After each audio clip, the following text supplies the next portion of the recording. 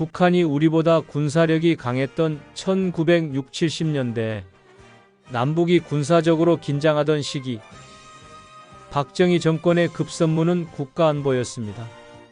그래서 향토예비군도 창설됐습니다.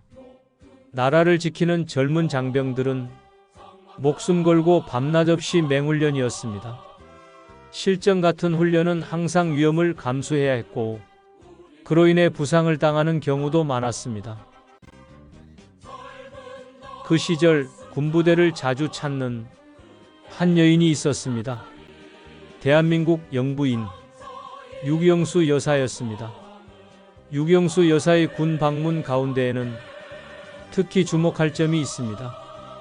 대통령을 수행하는 공식 행사뿐 아니라 영부인 단독 일정으로 전방 부대를 찾았다는 사실입니다.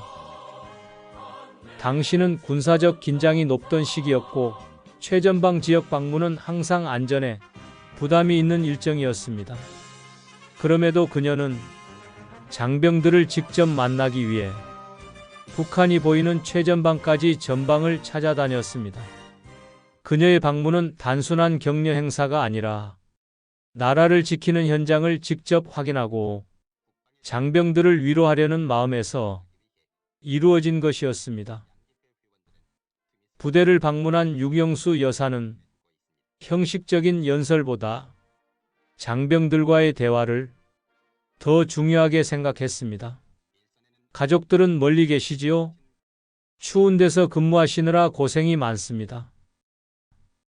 영부인이라는 거리감보다 가족을 걱정하는 어머니 같은 말투였습니다.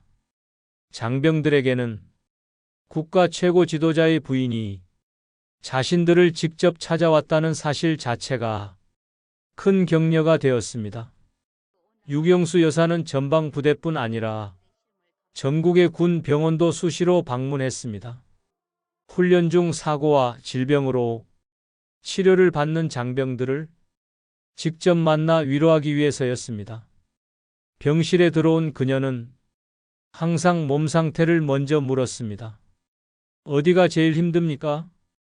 회복하면 가장 먼저 무엇을 하고 싶어요?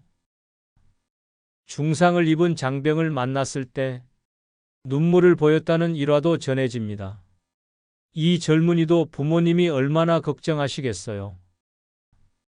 그녀에게 군인은 국가를 위한 존재이기 전에 누군가의 아들이었습니다. 유경수 여사의 군 관련 활동 가운데에는 또 하나 중요한 일이 있습니다. 바로 베트남 전쟁에 파병된 국군 장병들의 부모를 직접 찾아간 일이었습니다. 당시 한국은 베트남 전쟁에 많은 병력을 파병하고 있었습니다. 먼 타국의 전쟁터로 떠난 아들을 둔 부모들은 걱정과 불안 속에서 살아가고 있었습니다. 유경수 여사는 그런 가정을 방문해 안부를 묻고 위로했습니다. 아드님이 나라를 위해 큰 일을 하고 있습니다.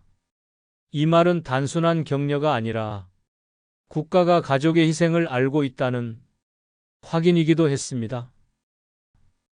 유경수 여사의 국가관은 강한 이념보다 생활 속 책임이었습니다. 국가는 국민을 보호해야 하고 국민의 희생은 존중받아야 한다는 생각이었습니다. 남편인 대통령 박정희가 국가 발전과 안보를 강조했다면 영부인 유경수 여사는 그 국가를 구성하는 사람들의 마음을 돌보는 역할을 중요하게 여겼습니다. 군부대와 병원을 방문할 때도 화려한 선물보다 과일과 간식 같은 소박한 준비가 많았습니다. 중요한 것은 물건이 아니라 잊지 않고 찾아왔다는 마음이라고 생각했기 때문입니다. 그 진심은 장병들에게 그대로 전달되었습니다. 뿐만 아니라 월남 파병 용사의 가족들도 찾아가 감사를 표하고 위로했습니다. 아직도 많은 시니어분들이 그 시절 느꼈던 따뜻한 순간을 오랫동안 기억하고 있습니다. 권력의 중심에 있었지만 가장 먼저 현장을 찾았던 사람. 그래서 많은 국민들은 지금도 유경수 여사를 떠올릴 때 화려한 영부인보다 따뜻한 어머니의 모습을 먼저 생각합니다. 그녀가 나라를 사랑하는 방법은 거창한 행사나 말이 아니었습니다. 추운 전방을 찾는 것, 아픈 장병의 손을 잡아주는 것, 걱정하는 부모의 마음을 위로하는 것.